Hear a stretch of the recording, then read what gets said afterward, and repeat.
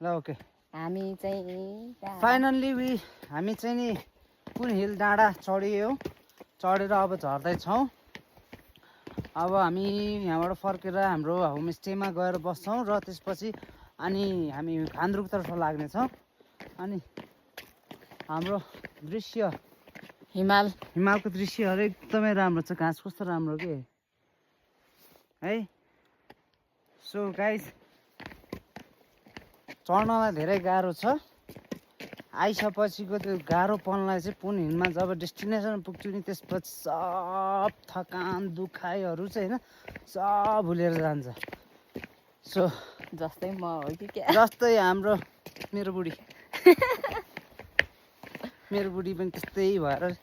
एकदमै थाकेर है बल्ल बल्ल आएको आइया गाह्रो भयो भन्दै आएर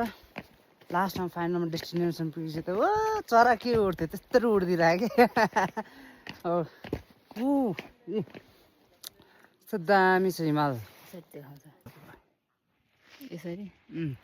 हेर्नु त धौलागिरी हिमाल एकदमै दामी छ भ्यू चाहिँ